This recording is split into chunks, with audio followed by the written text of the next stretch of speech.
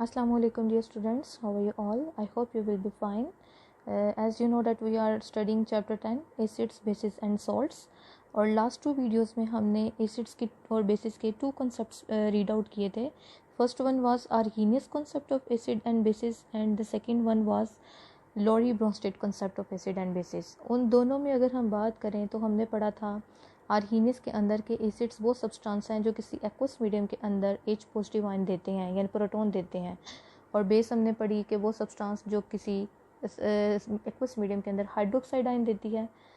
उसकी भी कुछ लिमिटेशंस थी. फिर हमने ब्रोंस्टेड लोरी का कॉन्सेप्ट पढ़ा. उसके अकॉर्डिंग हमने पढ़ा एसिड्स वो सब्सटेंस हैं जो किसी भी दूसरे सब्सटेंस को अपना प्रोटॉन डोनेट कर सकती हैं, प्रोटॉन डोनेट कर सकती हैं. उसके अकॉर्डिंग हमने कहा कि आर्हीनियस एसिड और आर्हीनियस और ब्रोंस्टेड एसिड्स जो हैं, आर्हीनियस एसिड्स और ब्रोंस्टेड एसिड्स दोनों सेम हैं. दोनों की जो प्रॉपर्टीज़ हैं वो क्या सेम है. दोनों जो है वो अपने प्रोटॉन डोनेट करती हैं. और ब्रोंस्टेड बेस हमने पढ़ी थी कि जो एसिड से अपना प्रोटॉन जो है एसिड से जो है वो प्रोटॉन एक्सेप्ट कर ले. ठीक है, लेकिन उसकी भी कुछ लिमिटेशंस थी जिसकी बिना पर हमने कहा कि वो सब्सटेंस जिनके पास प्रोटॉन नहीं है लेकिन वो एसिड के तौर पर काम कर रहे हैं, और जिनके पास हाइड्रोक्साइड नहीं है वो बेस के तौर पर काम कर रहे हैं, और जो हाइड्रोजन और प्रोटॉन को एक्सेप्ट करने की एबिलिटी नहीं रखते वो फिर भी बेस हैं, लेकिन वो ब्रोंस्टेड लोरी के अकॉर्डिंग बेसिस नहीं है. ठीक है, तो इसका मतलब ये है कि हमें मज़ीद कोई एक इम्पोर्टेंट और एक न्यू जो है वो पॉइंट को लेके चलना था जिसके अकॉर्डिंग हम एसिड्स और बेसिस को अच्छे तरीके से एक्सप्लेन कर सकें. तो लिविस ने आर्हीनियस और ब्रोंस्टेड लोरी के दोनों के कॉन्सेप्ट्स को जो है उनसे हट के जो है वो ब्रॉडर कॉन्सेप्ट पेश किया. उसने ना प्रोटॉन की बात की, ना उसने हाइड्रोक्साइड आयन की बात की, ना उसने कहा कि प्रोटॉन देना है ना लेना है. उसने ना तो प्रोटॉन की बात की ना हाइड्रोक्साइड आयन की बात की. उसने एक डिफरेंट जो है पॉइंट लिया एसिड्स और बेसिस में से. वो क्या था? इलेक्ट्रॉन का पेयर. उसने कहा कि एसिड वो सब्सटेंसेस हैं, हमने ब्रोंस्टेड और आर्हीनियस दोनों कॉन्सेप्ट्स में पढ़ा कि एसिड की एबिलिटी है डोनेशन की. एसिड्स डोनर के तौर पर बिहेव कर रहा था, लेकिन यहाँ पे लिविस का कॉन्सेप्ट टोटली डिफरेंट है. उसने जो है ना यहाँ पे एसिड को एक्सेप्टर के तौर पर बिहेव करवाया और उसने कहा बेस जो है वो डोनर है. हम लास्ट 2 वीडियोस में, लास्ट 2 टॉपिक्स में हम ये पढ़ते आए हैं कि एसिड हमेशा अपना प्रोटॉन किसी दूसरे सब्सटेंस को डोनेट करता है, और बेस जो है वो प्रोटॉन को क्या करता है? एक्सेप्ट करता है. तो एक्सेप्टर हम ब्रोंस्टेड लोरी के अकॉर्डिंग एसिड डोनर था और बेस एक्सेप्टर था. लेकिन लिविस ने यहाँ पे टोटली कॉन्सेप्ट चेंज किया. उसने कहा कि एसिड वो सब्सटेंस हैं जो एक्सेप्ट करेंगे और बेस वो हैं जो डोनेट करेंगे. यहाँ पे बेस की जो क्वालिटी है वो ज़्यादा है क्योंकि इसके पास जो है डोनेशन की कैपेसिटी है. अब क्वेश्चन ये है कि किसकी एक्सेप्टेंस और डोनेशन की बात हो रही है, तो वो है इलेक्ट्रॉन का पेयर. इलेक्ट्रॉन पेयर आपको पता है एक पेयर ऑफ इलेक्ट्रॉन में 2 इलेक्ट्रॉन्स होते हैं. 2 इलेक्ट्रॉन्स को हम इलेक्ट्रॉन पेयर कहते हैं. अब यहाँ पे क्वेश्चन ये कि कौन से हम इलेक्ट्रॉन पेयर की बात कर रहे हैं, आइदर के जो बॉन्डिंग इलेक्ट्रॉन्स होते हैं उनके इलेक्ट्रॉन पेयर की बात कर रहे हैं या लोन पेयर ऑफ इलेक्ट्रॉन की बात कर रहे हैं. तो आपने हमेशा याद रखना है हम यहाँ पे लोन पेयर ऑफ इलेक्ट्रॉन की बात कर रहे हैं.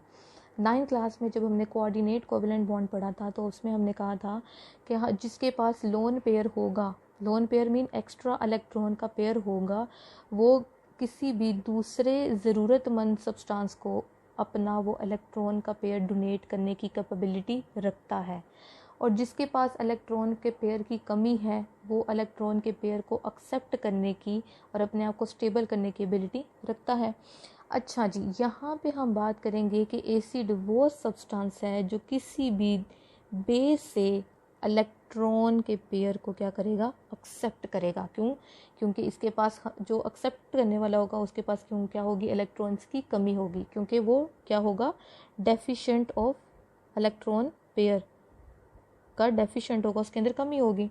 और बेस डोनेशन वही करता है. आपने जब आप normally as a human being जो है आप इस प्रैक्टिस को देखें कि जो अमीर है वो डोनेशन करता है, ठीक है, और जो गरीब है वो डोनेशन को एक्सेप्ट करता है. तो बेस के पास क्या है? इलेक्ट्रॉन पेयर है जिसको वो किसी भी दूसरे एसिड को वो डोनेट कर सकता है. ठीक है, और एसिड क्या है? यहाँ पे इतना अमीर नहीं है, वो पुअर है. क्यों? क्योंकि इसके पास इलेक्ट्रॉन की कमी है यानी पैसों की कमी है और वो अपनी ज़रूरियात को पूरा करना चाहता है.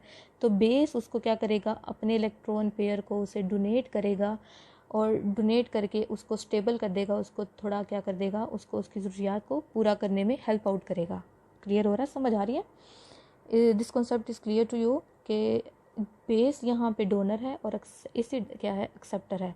अब अगर आपसे कोई क्वेश्चन पूछा जाए कि what is the difference between Arrhenius, Lowry Bronsted and Lewis concept, तो आप याद रखोगे कि लिविस का उन दोनों कॉन्सेप्ट से मेन डिफरेंस क्या है कि उसने ना प्रोटॉन के एक्सेप्टेंस और डोनेशन की बात की, ना हाइड्रोक्साइड आयन की बात की। उसने इलेक्ट्रॉन के pair, loan pair of electron की बात की कि जिसके पास एक्स्ट्रा इलेक्ट्रॉन पेयर होंगे वो डोनेट कर सकता है किसी दूसरे सब्सटेंस को, और वो दूसरा सब्सटेंस क्या होगा, एसिड होगा, जिसके पास इलेक्ट्रॉन पेयर की कमी होगी और वो उस इलेक्ट्रॉन के पेयर को एक्सेप्ट कर सकता है।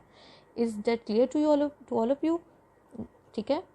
अच्छा जी, अब यहाँ पे हम कहते हैं डोनेशन ऑफ इलेक्ट्रॉन पेयर कौन करता है, बेस, इसलिए हम बेस को क्या कहते हैं, डोनर। और एक्सेप्टिंग इलेक्ट्रॉन पेयर कौन है, एसिड, क्योंकि एसिड के पास इलेक्ट्रॉन की कमी है और वो अपने आप को स्टेबल करने के लिए, अपने आखिरी शेल को कंप्लीट करने के लिए क्या करेगा, बेस से एक्सेप्ट करेगा इलेक्ट्रॉन पेयर, और इसलिए हम इसको क्या नाम देते हैं, इलेक्ट्रॉन पेयर एक्सेप्टर, और बेस को हम कहते हैं इलेक्ट्रॉन पेयर डोनर। अगर आपको याद हो तो हमने आर्हीनियस और ब्रोंस्टेड लॉरी में देखा था कि एसिड डोनेट करता था बेसिस को, अपने प्रोटॉन को, ठीक है। लेकिन यहाँ पे टोटली कॉन्सेप्ट डिफरेंट है, यहाँ पे बेस डोनेट करी है अपने इलेक्ट्रॉन पेयर को एसिड की तरफ। क्लियर हो गया?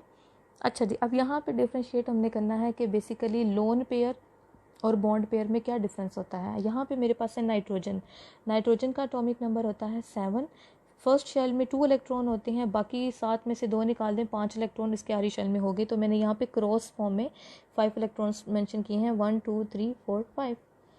अब 5 इलेक्ट्रॉन इसके साथ मौजूद हैं, इसको अपना ऑक्टेट कंप्लीट करना है, अपना आखिरी शेल कंप्लीट करना है, तो 8 पूरे होने चाहिए, तो 5 पहले ही हैं, तो इसको मज़ीद 3 इलेक्ट्रॉन की ज़रूरत है।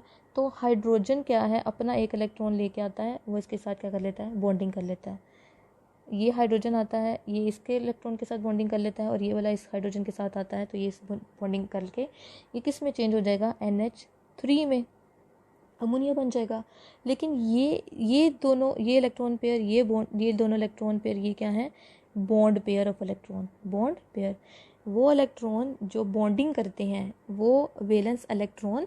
अब वैलेंस इलेक्ट्रॉन भी 2 तरह के हैं, एक वो हैं जो बॉन्डिंग में पार्टिसिपेट करते हैं, और वो है दूसरे जो बॉन्डिंग में पार्टिसिपेट नहीं कर रहे।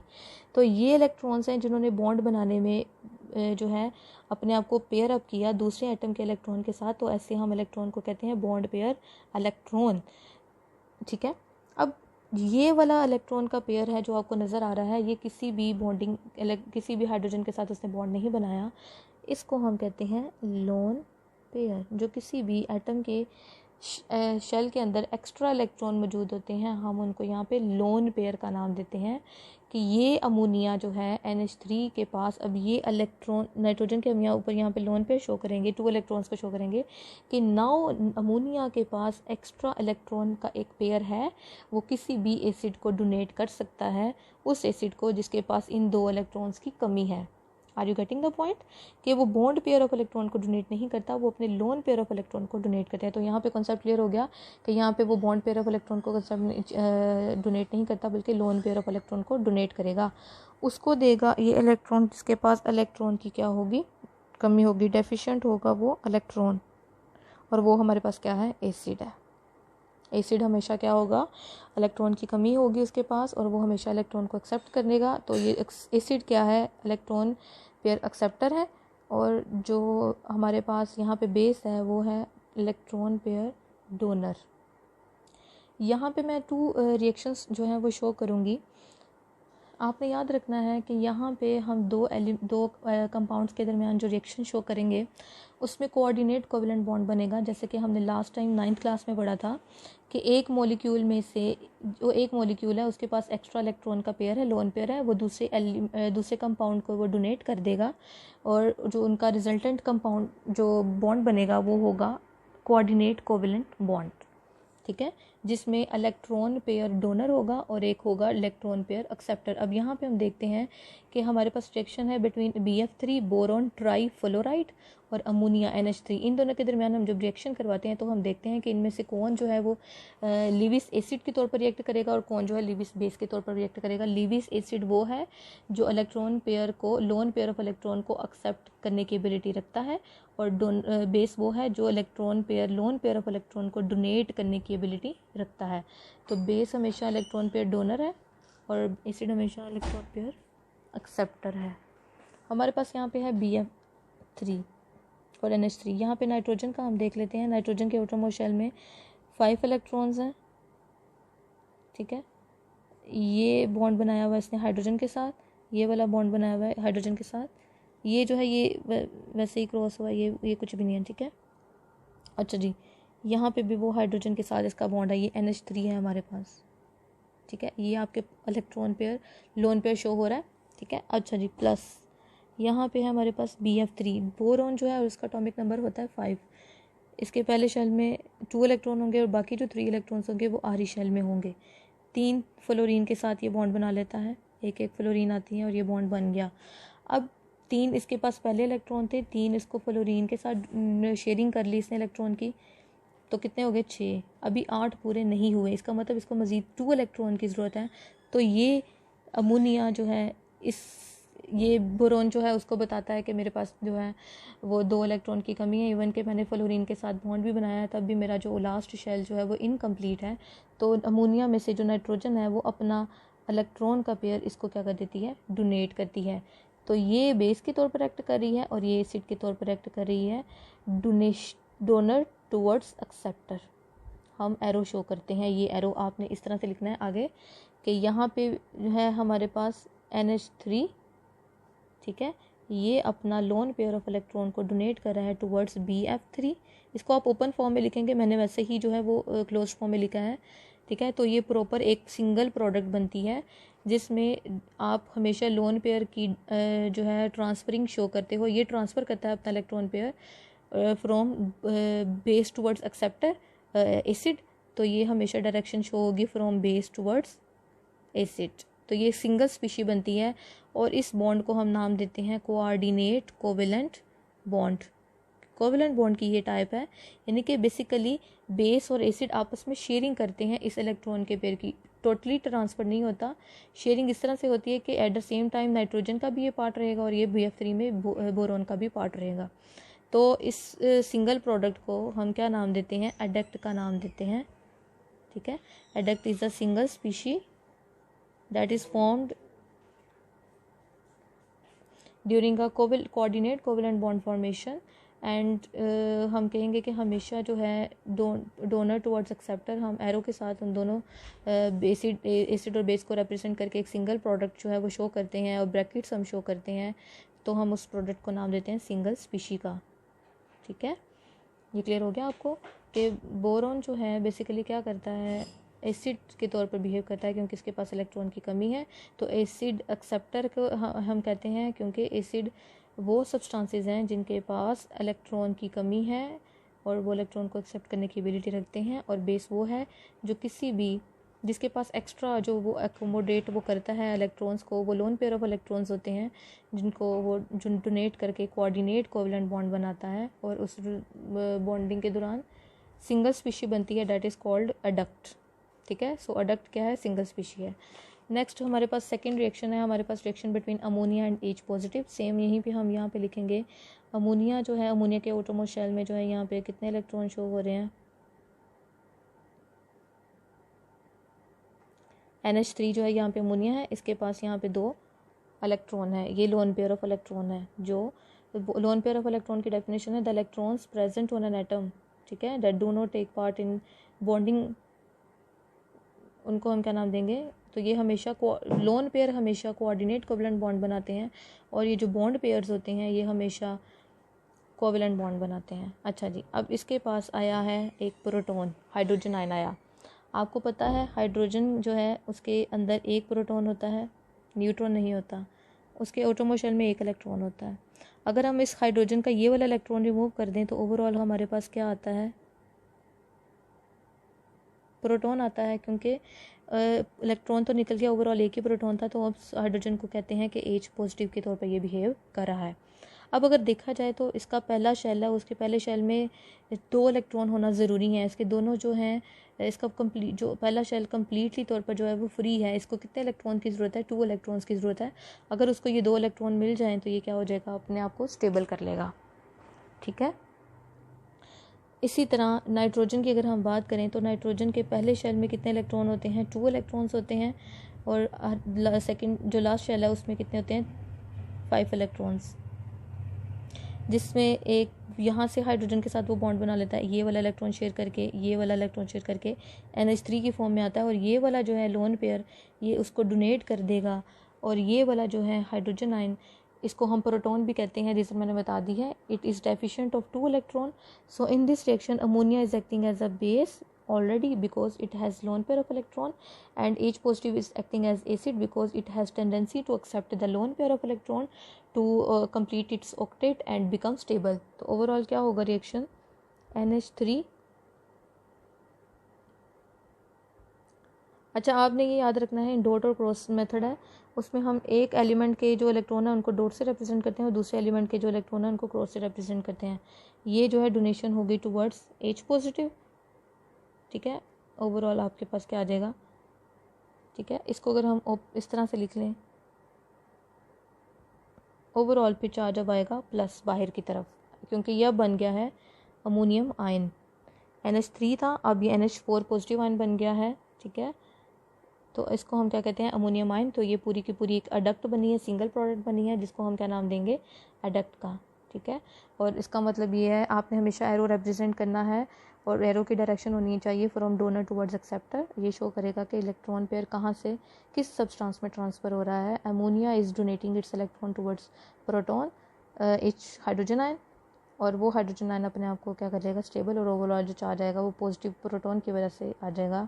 आप हमेशा ये ब्रैकेट शो करेंगे और ओवरऑल यहाँ पे बाई चार्ज लगाएंगे और ये अमोनियम आयन बन गया। ठीक है, this is called ammonium ion. Is that clear to all of you?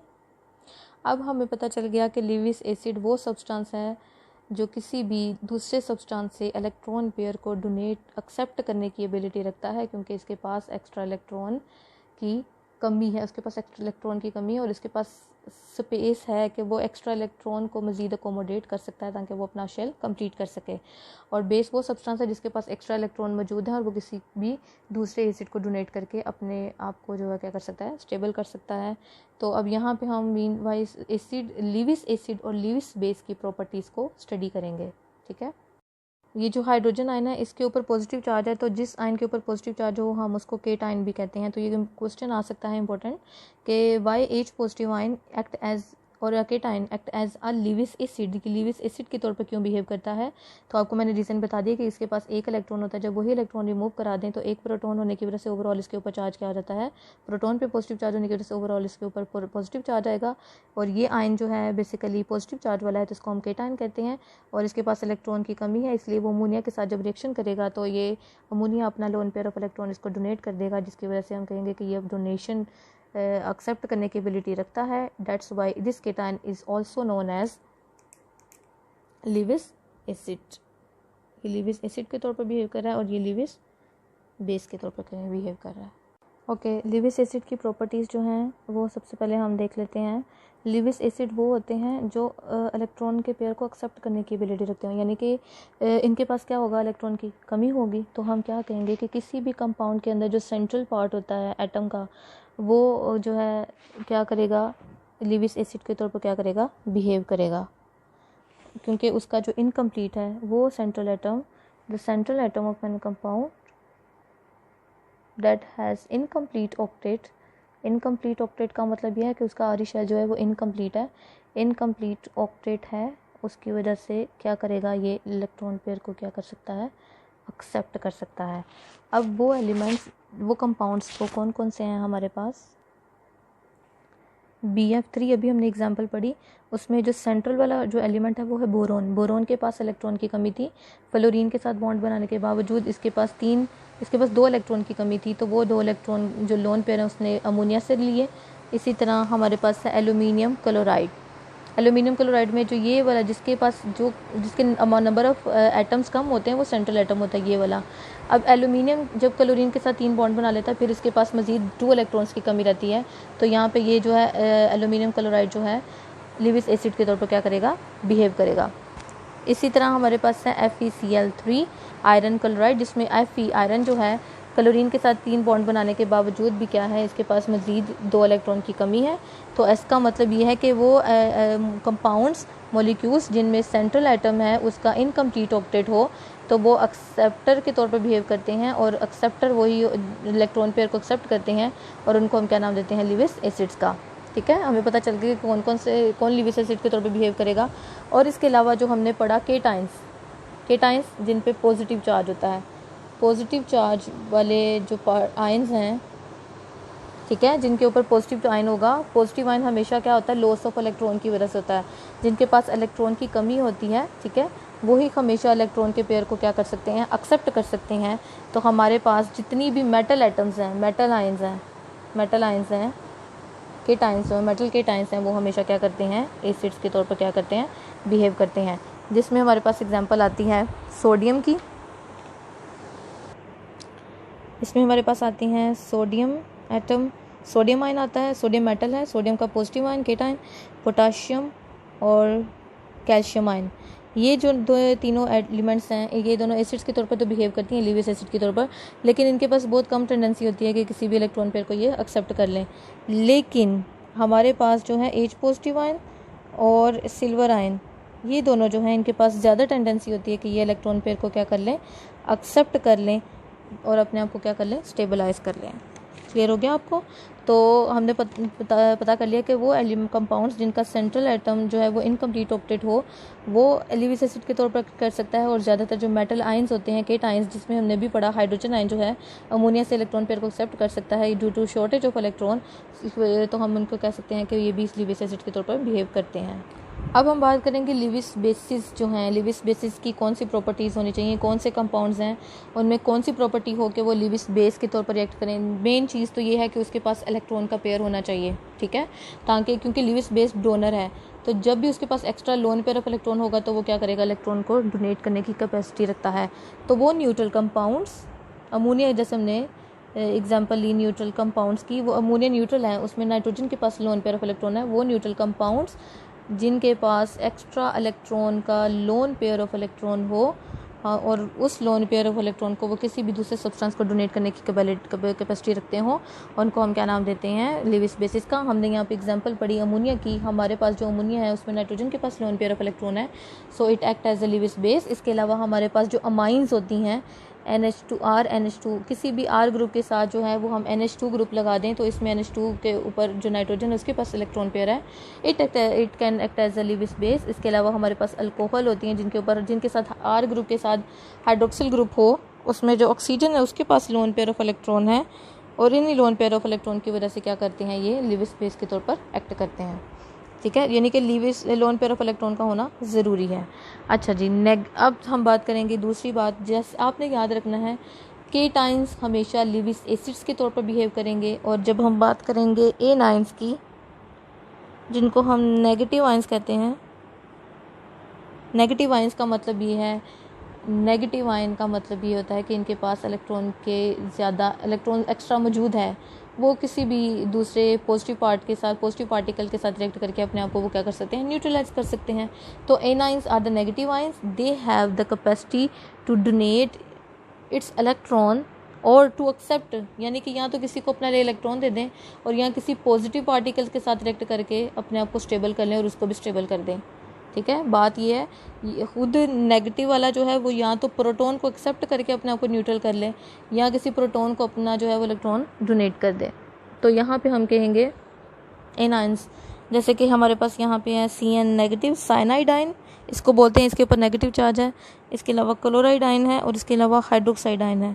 तो ये क्लोराइड आयन और हाइड्रोक्साइड आयन जो हैं इनके पास नेगेटिव एक्स्ट्रा इलेक्ट्रॉन है, तो ये इलेक्ट्रॉन्स को ये डोनेट कर सकते हैं या किसी प्रोटॉन को एक्सेप्ट कर सकते हैं और अपने आप को ये क्या कर सकते हैं, स्टेबल कर सकते हैं। तो ये दो प्रॉपर्टीज़ थी लिविस बेसिस की और लिविस एसिड्स की। तो अब आपको पता चल गया कि किन प्रॉपर्टीज़ की बेस पर हम लिविस एसिड और लिविस बेसिस को डिफरेंशिएट कर सकते हैं। Lewis acids are cations and Lewis bases are anions. They are negatively charge, या तो ये नेगेटिव चार्ज हो सकते हैं या इनके पास एक्स्ट्रा या न्यूट्रल होके इनके पास एक्स्ट्रा इलेक्ट्रॉन का पेयर हो सकता है जिसे हम लोन पेयर ऑफ इलेक्ट्रॉन कहते हैं. अच्छा, आपने लास्ट क्वेश्चन हमने जो पढ़ा था अर्हीनियस के बाद ब्रोंस्टेड लोरी का कॉन्सेप्ट पढ़ा था, तो हमने कहा था कि जितनी भी अर्हीनियस एसिड हैं, अर्हीनियस वो ब्रोंस्टेड एसिड्स हैं क्योंकि उन दोनों प्रोटॉन को डोनेट करने की एबिलिटी रखते थे. लेकिन ब्रोंस्टेड एसिड और अर्हीनियस एसिड, ब्रोंस्टेड बेस और अर्हीनियस बेस दोनों की सिमिलैरिटी नहीं थी क्योंकि अर्हीनियस बेस हाइड्रोक्साइड आयन डोनेट करती थी और ब्रोंस्टेड बेस जो है वो हाइड्रोजन आयन को एक्सेप्ट करती थी, तो दोनों में मैचिंग नहीं हुई. लेकिन यहाँ पे एक आपने बात याद रखनी है कि हम अगर ब्रोंस्टेड लिविस बेस की अगर हम बात करें तो लिविस बेस की क्या एबिलिटी है कि वो या तो किसी को अपना इलेक्ट्रॉन का पेयर डोनेट कर सकता है या तो उसके पास नेगेटिव एक्स्ट्रा इलेक्ट्रॉन हो सकते हैं जिसकी वजह से वो किसी प्रोटॉन को एक्सेप्ट कर सकता है.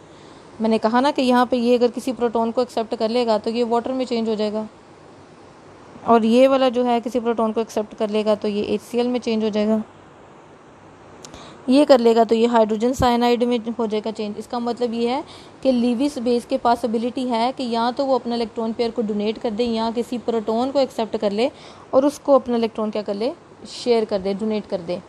तो अगर हम ब्रोंस्टेड बेस की बात करें तो ब्रोंस्टेड बेस हमने कहा था कि वो सब्सटेंस जो किसी भी दूसरे सब्सटेंस से प्रोटॉन को एक्सेप्ट कर सकता है, प्रोटॉन को एक्सेप्ट करने की एबिलिटी रखता है, तो हम उसे ब्रोंस्टेड बेस कहते थे. तो इसका मतलब ये है कि लिविस बेस और ब्रोंस्टेड बेस दोनों सेम हैं.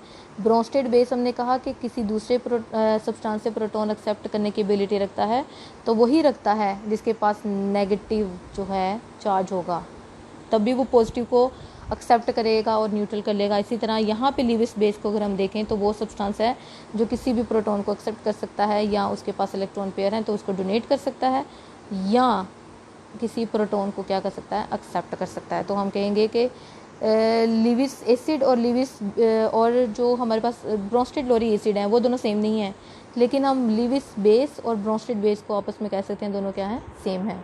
अब ये तीनों आपके कॉन्सेप्ट्स जो हैं वो कंप्लीट हो चुके हैं और इन्हीं तीनों कॉन्सेप्ट्स की बेस पर आप एसिड और बेसिस को डिफ्रेंशिएट कर सकते हो इजीली. ठीक है, उम्मीद है आपको ये कॉन्सेप्ट क्लियर हो गया होगा. Thanks for watching the video.